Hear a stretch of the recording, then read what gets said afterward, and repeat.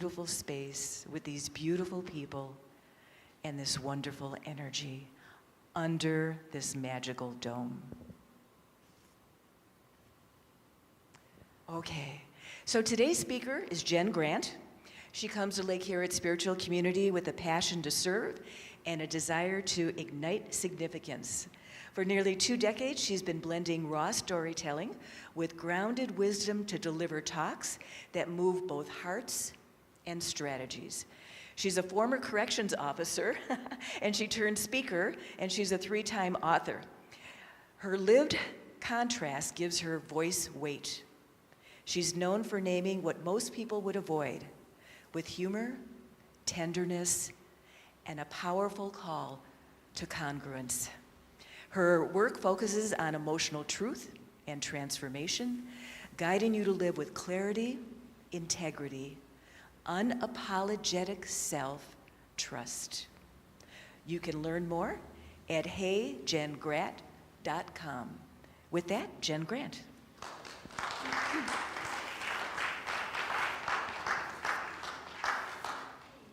Hey, Ella. This spring, earlier this year, my daughter, who is now 29 years old, which I can't even talk about what that sounds like, 29. My 29-year-old daughter and I decided we were going to go to a local tulip festival. There was one down in Farmington. Anyone get there this year as well? Okay, well, they just started it this year, so you will hear more about it. So she's 29 years old. I take her to the festival. It's during a weekday because it'll be a little less busy, but it was really, really windy. So when we pull up, we park, and we have to go get tickets in order to get on the tractor that will then take you through the farm out to the field where the tulip festival is. So we get in line, we get our tickets, and as we're walking away with our tickets, she taps me on the shoulder and motions she'll be right over, and I watch her as she pulls away and goes and picks up a garbage can that had tumbled over in the wind, and then she picked that up and put all the stuff back in it, and found another one and picked that one up and put all the stuff back in it, and she walked over to me and she said, "You knew I was going to do that, didn't you?" And I said, "Well, I kind of had an idea," and she said, "I knew if I didn't, you would," which I love that. I knew if I didn't, you would. Now, at Lake Harriet Spiritual Community, there are 2 words that have been hanging on to me since I heard them, and I'd never heard these 2 words tied together until I got the email from Gary about this month's theme, which is radical kindness. So the moment I heard about radical kindness, of course my brain goes to work. What does radical kindness even mean? We think we know what kindness is, right? But do we know what the word radical means? When that word landed for me, the automatic thought could be bold, extreme, loud, maybe even radical in an uncomfortable sense. And so I did what I always do, and I went right to the dictionary. And what I found was striking to me. The actual definition for radical, there's like 7 of them that lay out. We can take the social definition, we can take the traditional definition, we can take the mathematical definition. There are a lot of definitions. But the word radical comes from the Latin radix, and radix means root. If we look from a mathematics lens, radical means the root of a number. So this word root kept showing up again and again and again.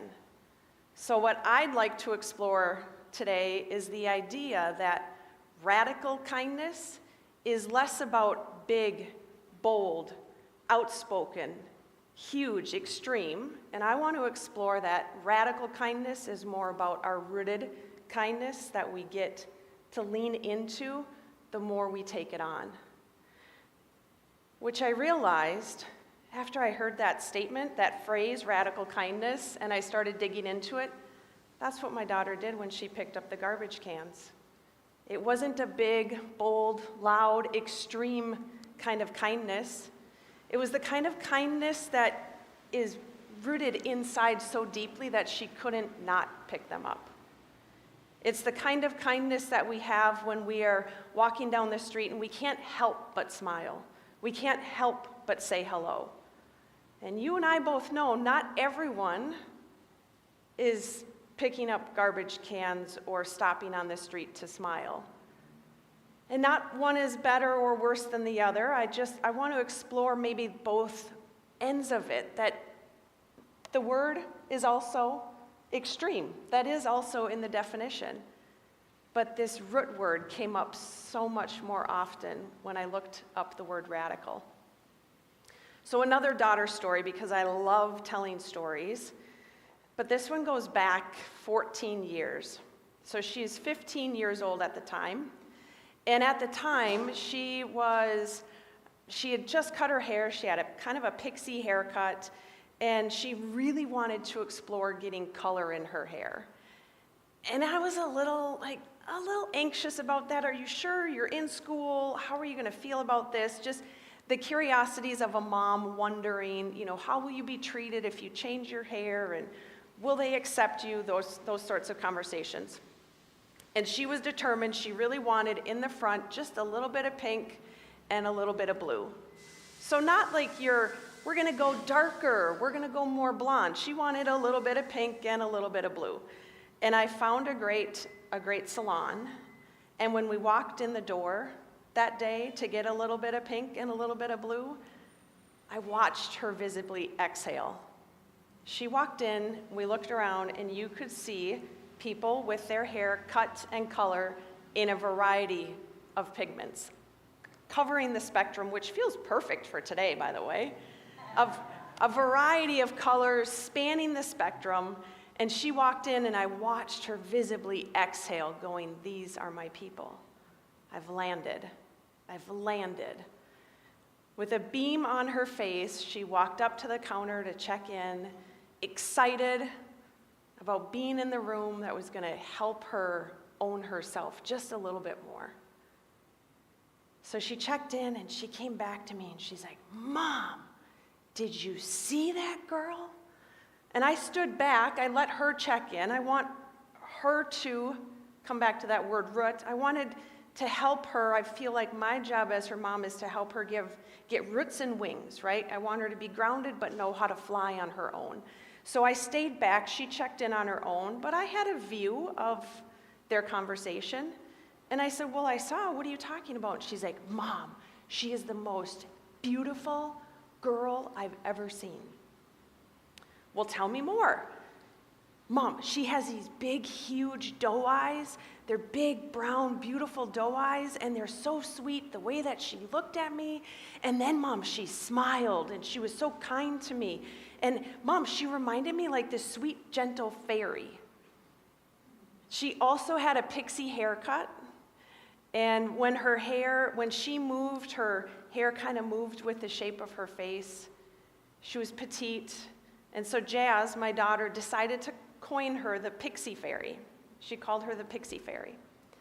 Now, during this time, I had been steeped in my own work for a couple of years.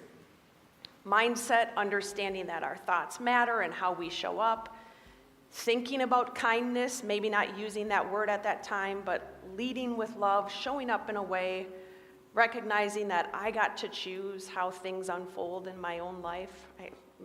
Maybe not how they all unfold, but I get to choose how I respond to things. So I'd been practicing that in my own way for a couple of years, and also letting her witness it. So we'd had many conversations around what I call lesson number 3, which is serve other people. Lesson number 1 is choice. We won't dive into it today, but it's all about understanding. We get to choose how we respond. We get to choose how we show up. Lesson number 2 is you're amazing. And it's not, I'm amazing because Jen said I'm amazing. It's you're amazing because you're here, because you were born. And it's up to us to take lesson number 1 and choose to embrace our worth. And then we move into lesson number 3 with that, let's call it empowered, maybe that's a word, with that embracing that worth. And we move out and we go to lesson number 3, which is serve other people. Why? Because if I'm leaning bigger and growing bigger and embodying this truth that I'm already amazing and I can bring that out, then I'm going to bring kindness. Maybe I'm going to lean into radical kindness and I'm going to show up in a different way. So she and I, at this young age of 14, 15, had been talking a lot about serving other people. And what does that mean? Not the kind of service where you are the doormat outside the door all the time. That's not the kind of service we're talking about. But maybe it's the kind of service that when we're invited to say hello in the morning at a service, we see how many people do we get to greet and say hi to and shake hands and say, it's so nice to meet you and I'm so glad you're here. Maybe it's the kind of serve other people where you do see them in the hallway and you pass and you say a hello or a tap on an arm. Maybe it's the kind when Ella walks in the door and I get to see Ella and I get to give her a great big hug, because is that hug for her or me? We could argue it's for both, and maybe anyone else who witnesses, right? Serve other people can happen in so many ways. So we'd been talking about serving other people quite a bit, she and I. And so as she came back to me and she's talking and she's lit up about this pixie fairy, my response back to her is, go tell her. Go tell her. Compliments matter.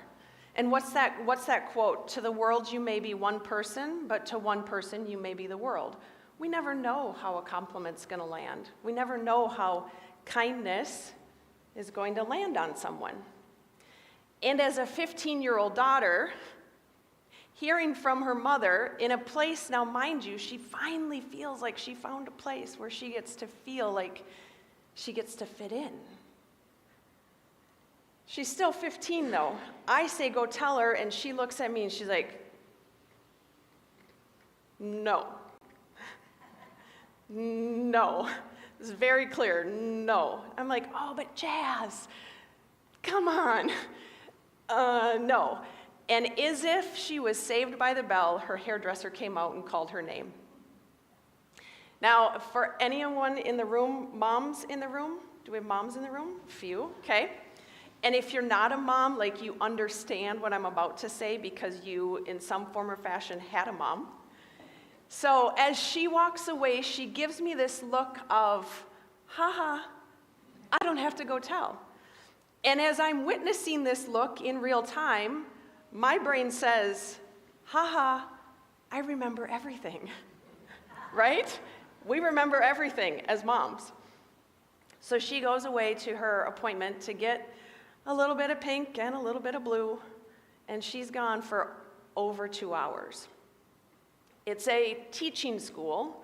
I probably put that in there, so we don't quite know what she's going to get at the end, but we're hoping it's something in the ballpark of what she's looking for.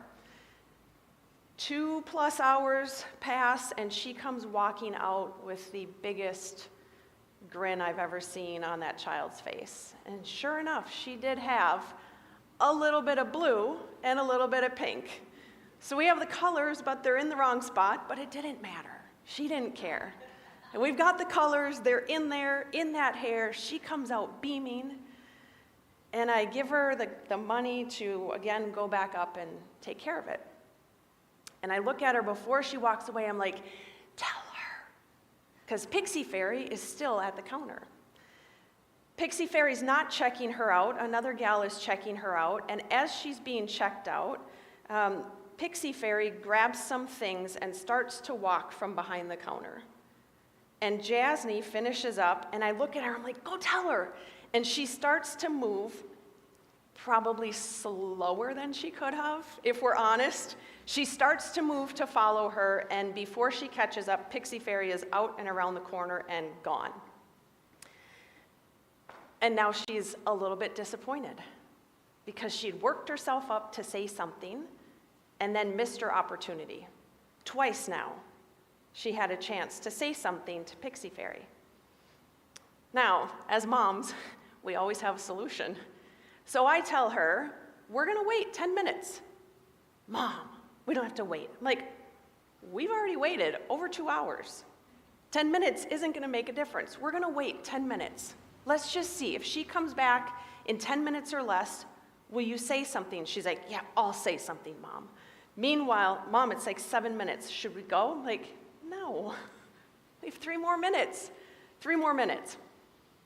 The story would be, I feel like, not quite as perfect if I told you she came out at like 11 minutes, but she really came out at like 9.5 minutes.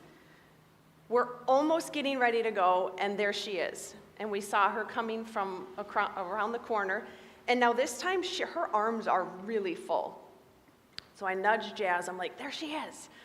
She gets up, and you know the look, kind of sheepishly, like, I don't want to, but I'm going to do this, but my mom is kind of making me. She didn't say that, but I feel like those are the thoughts she's having.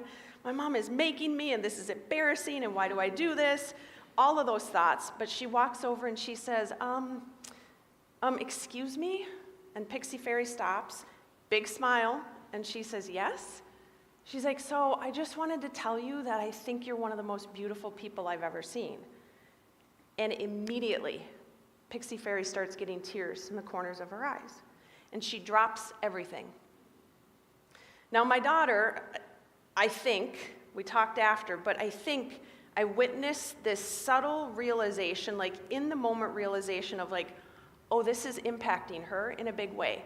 So they both bend down, and as they bend down to gather the things, my daughter throws up all the words on her. And now she tells her, it's your eyes. You have the most beautiful brown, beautiful doe eyes.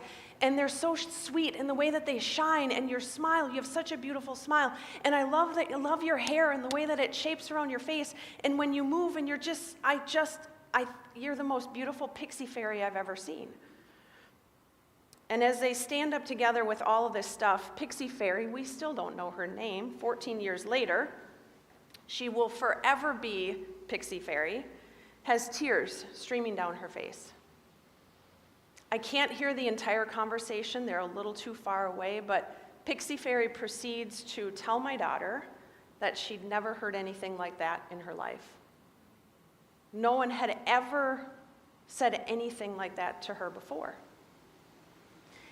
And she tells her that the reason she has all of this stuff that she came from around the corner with is because she thought that she didn't have any hope left. And she was cleaning out her locker. She had planned to go home, and maybe she wouldn't be coming back the next day in a permanent way. She had that conversation with my daughter. She spent about 10 minutes having this conversation where Pixie Fairy proceeded to tell my daughter that she had considered what life might be like not being here anymore. And it changed everything. One moment of someone seeing you can change everything. I'm happy to report, people will always ask if I don't say, so I've learned to say, I'm happy to report, Pixie Fairy went back to school 3 months later. She had always dreamed of being a nurse. But somewhere along the way, her dreams got squished because life is hard sometimes. Living in community is hard sometimes.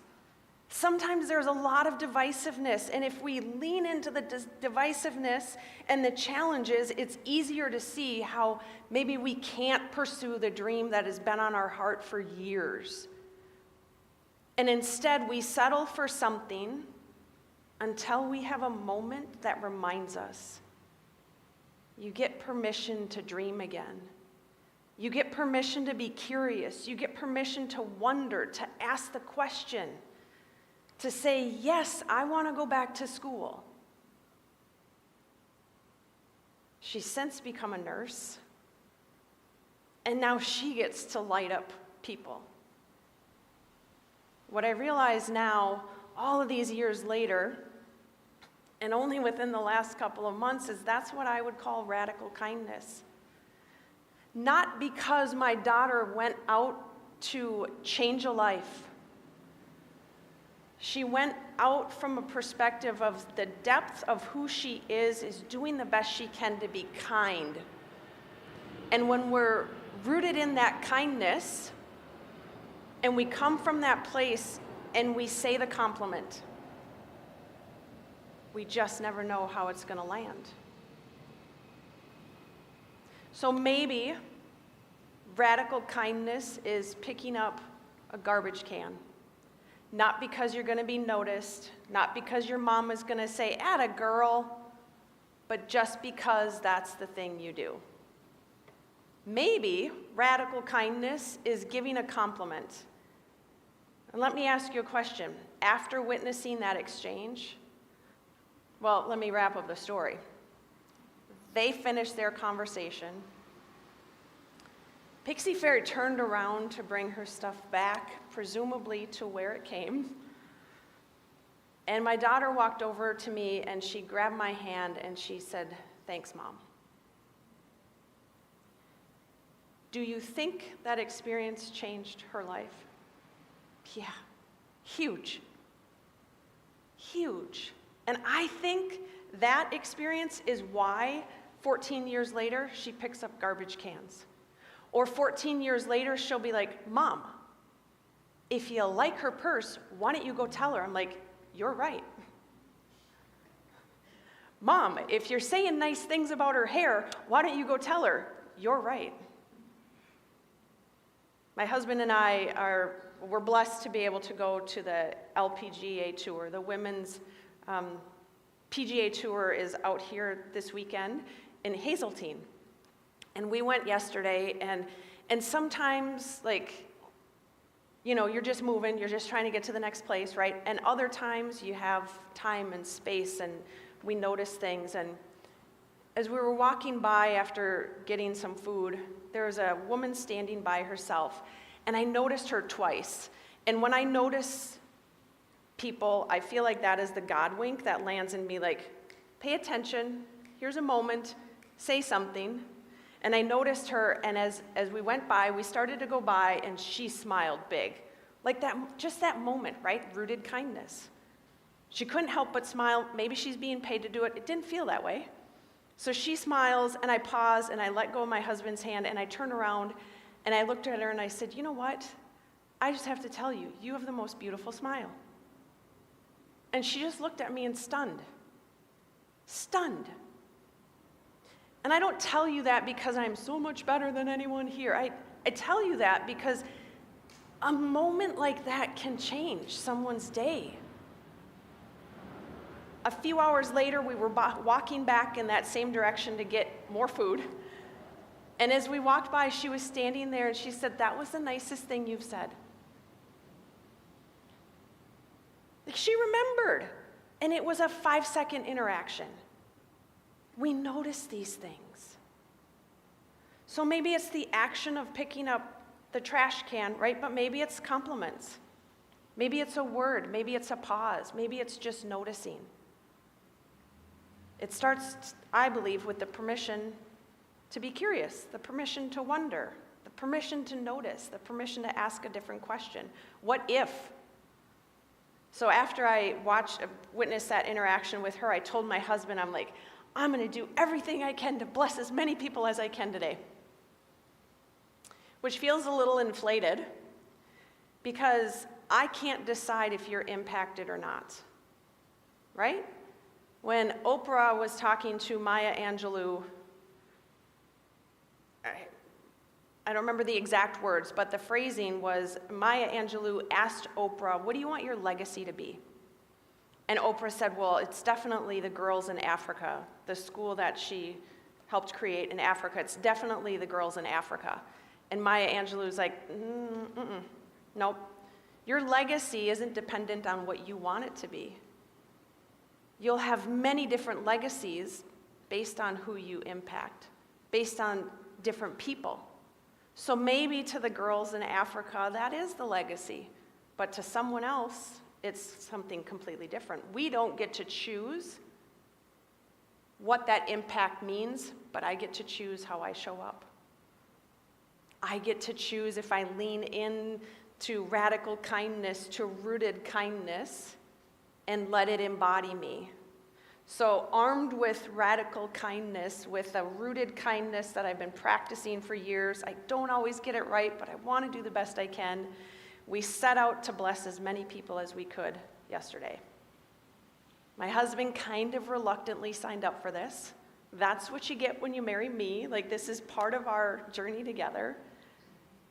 And it was fun to see how many people smile back or say, oh my gosh, thank you so much. Totally unexpected. Because it feels good when people say kind things to us, right? Another way that we can bring forward radical kindness doesn't always have to do with words. Have you ever had a time where there's an interaction with someone and it just lands and you didn't speak a word? So a number of years ago when I was in Bali writing my first book, true statement, I was there for a 28-day writer's retreat. Such a blessing. I could tell you so many stories. That alone feels like just such a gift. But I remember after a certain word count, we'd get a reward, and I'm all up for reward. Like, you tell me I'm going to get a reward in Bali, yes, I will complete my word count. So our reward that day was going into the rice fields in Bali, and it's spectacular. I could show you a picture, but it will never do justice. We crossed the busy street after we parked, our little van parked, and we crossed the busy street, and all of a sudden the view just opens up. It's this terraced rice field. It was spectacular. I didn't know rice could look that beautiful. Mind-blowing, beautiful. And so we're walking through the rice and we're learning about humble rice and how as rice ages, it becomes humble and wise because it starts to bend over, and that's how you know it's ready to be picked. Brilliant, beautiful lesson, wisdom in the rice. So we learn about all this rice, and then we stop, and we have this moment with this Balinese woman who has picked coconuts. And we have a chance to purchase coconuts from her. She was asking the equivalent of about $1 for a coconut. The only thing I had in my pocket was, they are rupiah, so we are dollars, they are rupiah, is their currency there. And at the time, I had 100,000 rupiah in my purse. That was my lowest denomination, which I know that sounds like a lot. At the time, it was about $8.35. That was my lowest bill. And I wanted a coconut, and I wanted to support her because that matters when you're in the local community and culture, supporting her and witnessing what she'd done and her smile. Oh my gosh. And so I pull out this 100,000 rupiah and she pushes it away. And I grab her hand and I put it in her hand and I curl her fingers over and I hold her hand for a moment and I look in her eyes. And I just like, because I don't know what to say, but I'm using my eyes to make sure, hopefully, that she feels that I'm okay with you taking this. And she beamed and she picked up a coconut and went to work right away, getting it cut open, and she was so proud of it. The way this woman, tiny Balinese woman, used a hatchet was mind-blowing. A hatchet bigger than half her body, and she's just working this coconut, and she hands it back to me. It was amazing, by the way. And I motioned for a photo, so I have a photo, which is so fun. Motioned for a photo, and she beamed. And that little tiny woman, she came up to about not quite my shoulder. That little tiny woman, I've never been hugged as hard and fierce as I have by that woman. The way she pulled me into her and hugged me so tight, she just didn't let go. We just sat there. And I'm holding my coconut, and she's got her hatchet in the other hand. Coconut hatchet, two women just happy to be in the same space. I find out later that what I had handed her was 2 days worth of work. To me, it was no question. It was the smallest bill I had, about $8.50. Priceless. That experience is priceless. And it had nothing to do with picking up garbage cans, right? There was no conversation in place. I did know how to thank her in Balinese, Suksima. So I did give her that. She beamed again. But it was just a moment of interaction, and it wasn't because I knew that that would be a life-changing currency for her. It was because it was what I had, and I really wanted a coconut, and it felt like the right thing to do. But to her, it made a difference. We went back there a couple weeks later before we left, and we walked into the rice field, and I went right to her, and she remembered. She remembered me and came up and gave me the biggest full front hug that I've ever had from this tiny little woman. Right here, just the biggest hug. From $8.35. Radical kindness, although not, depending on the definition. Is that extreme kindness? I don't think so. Is it rooted kindness, though? Yeah. Just rooted. It's just part of who we are. So when I think about radical kindness, and I think about coming to Lake Harriet Spiritual Community, and I think about being in this space for you, and I think about what do I want to talk about for radical kindness, it's been flipping over in my brain for the last, 6 weeks. And it could have been this story, and it could have been this story, or it could have been my husband telling me about his shopping experience and how he didn't get what he thought he was going to get, and that they got a hold of him and said, we'll redeliver it, no problem. And then it showed up, and then he got the second one, and he told them, and they're like, it's no big deal, we'll refund you everything. I'm like, what? They refunded everything, and he still got twice what he asked for. Not because they had to, but because it was part of who they want to be known for, rooted kindness. Last night, sometimes, Dream Gen is brilliant. Do you ever have dreams when you're solving things, and then you wake up and you're like, aha, I've got it. So sometimes when I don't know what I'm going to talk about, I'll take a nap. And I wake up, and I'm like, oh, there it is. I've got it. Last night, I had a little bit of an idea of what I wanted to talk about today. I knew I wanted to talk about root because when I saw the definition, and that Latin word meaning root, radix is root, that just felt like a major aha to me. But I went to bed, and Dream Gen had a conversation with my husband, dream husband. He's brilliant in my dreams sometimes. He's brilliant in real life, too. But in my dream husband said, well, what about the TV show Forged in Fire? Does anybody know this TV show? One. Thank you. So for those of us who are not as familiar, I am not, but dream husband told me all about this, which is so weird, kind of amazing. Forged in Fire is I'm probably going to say it all wrong, but now you're going to go look it up because you're going to be curious what she talked about. Forged in Fire is a TV show where, not always guys, often men, women occasionally, are like, what are they called? Like they're bladesmiths? I don't know if that's a word or not, but they're people who make knives. Here we go, back to the hatchet again. Maybe they make hatchets, knives, they could make swords. On this show, they are given a piece of steel, and then they go through the process of making it, and at the end, they're voted and critiqued on who made the best fill-in-the-blank type of knife. And Dream Gen, I know this feels like a total diversion, right? Dream Gen is like, I don't understand what Forged in Fire has to do with radical kindness or rooted kindness. And then it hit me. So many of us go through the fire.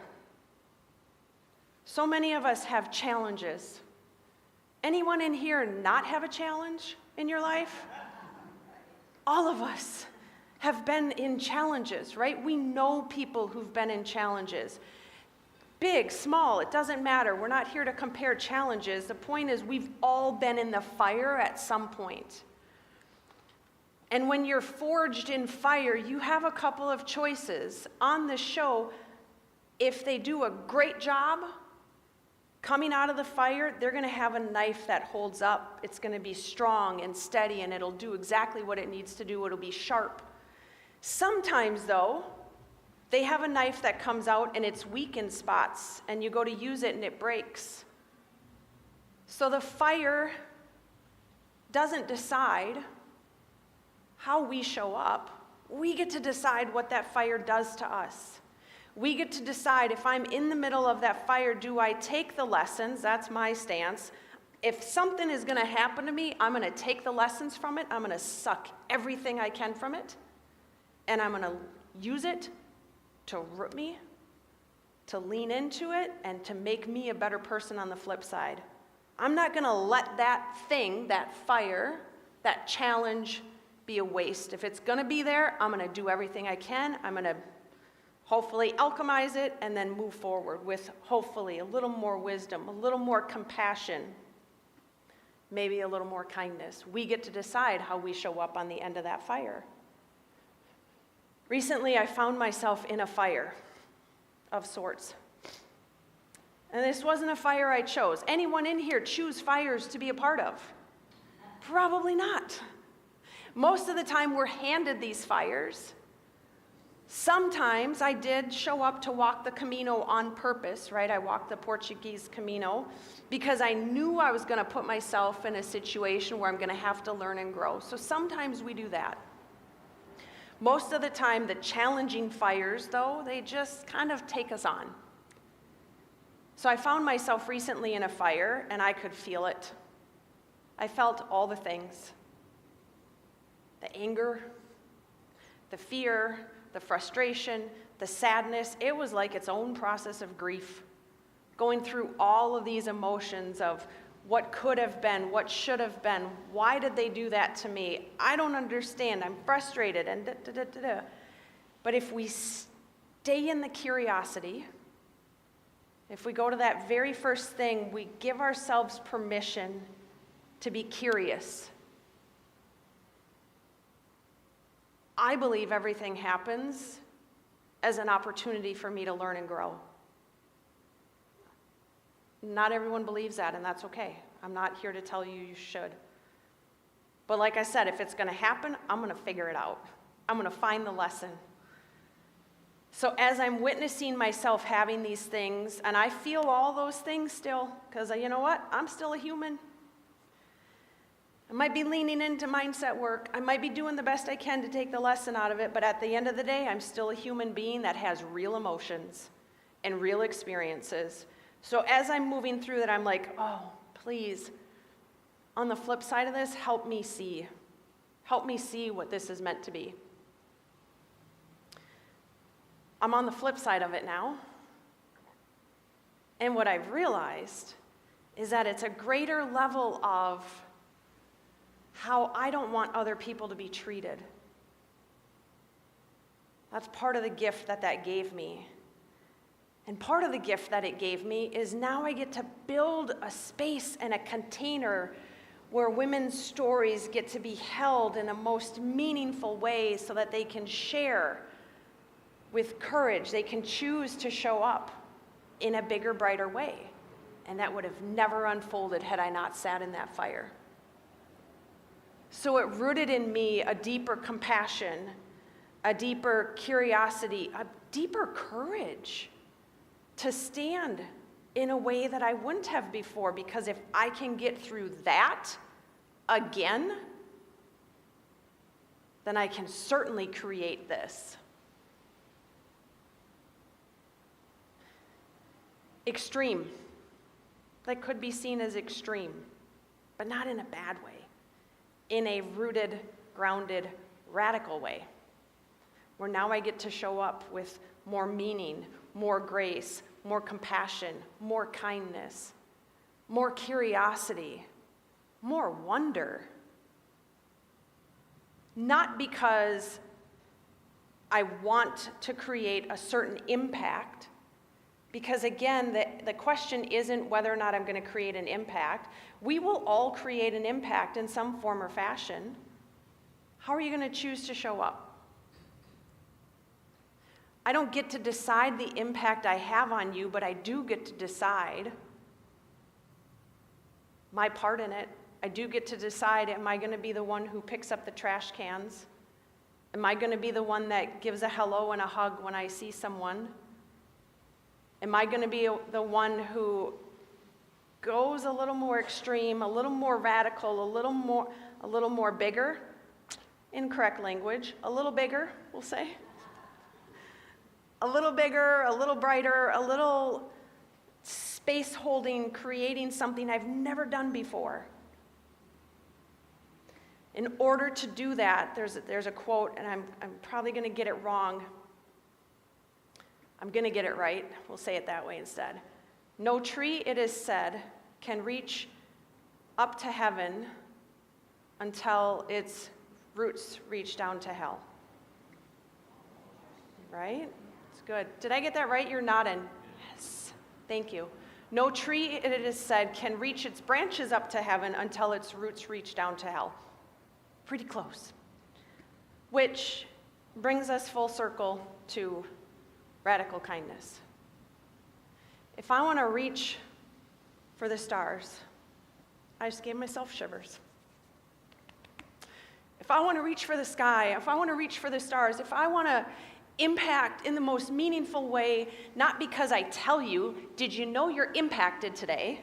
Not because you're told, but because I'm going to reach and I'm going to do as much as I can because I know that these roots have been through fire. And they've been forged in a way that I choose to come out the other side with more compassion, more grace, more kindness. Not because I have to, but because I get to, because I realize 14 years ago, sitting in that salon with my daughter, if we don't say something and we have an opportunity, we might just be the one someone has been waiting to meet. So I want to leave you with this question. When you think of radical kindness, yeah, maybe it's big, maybe it's extreme. It's foundational at its core. It flips tables and it changes everything, right? And also, radical kindness is rooted. It's deep. It's meaningful. So the question I want to leave you with is, how will you choose to embrace radical kindness? Instead of leaning on random acts of kindness, what if we shift it to radical acts of kindness? What if we shift it to rooted acts of kindness? Not because we're looking for attagirls and attaboys, just because we know that we are embodying and holding on to kindness in a deep and meaningful way. I pray that you know that. You already have that capacity inside of you. Thank you.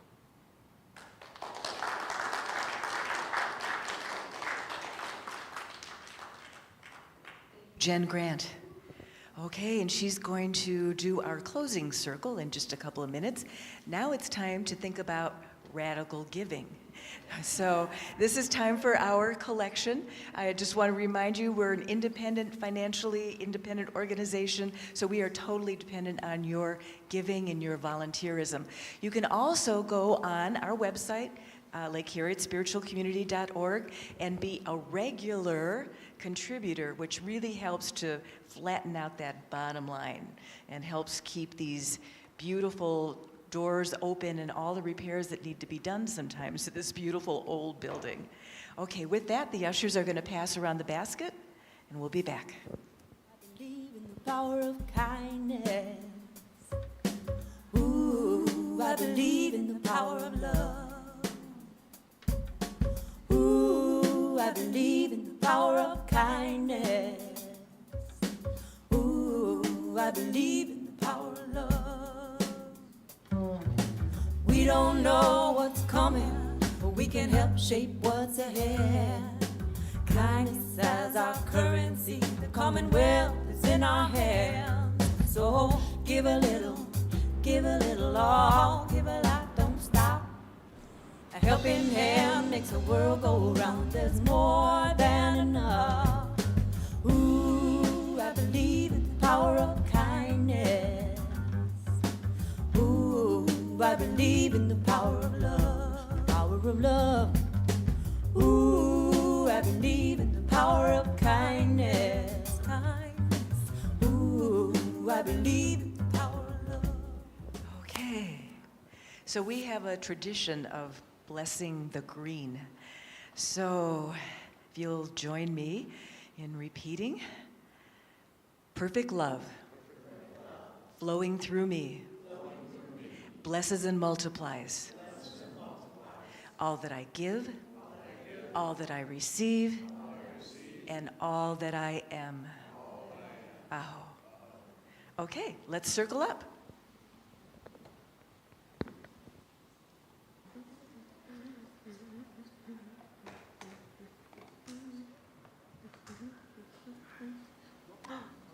Between you.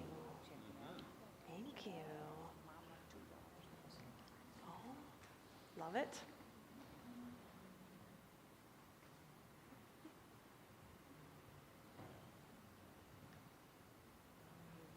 Hi, friends. Hello. Hey, Ella. I'll just change my website to Hey, Ella. So with the idea of believing in the power of kindness, take a moment to look around these beautiful faces and the eyes and the, Kristen, I just saw you do a big exhale. We can do a big exhale together. Let's do a big inhale and full exhale.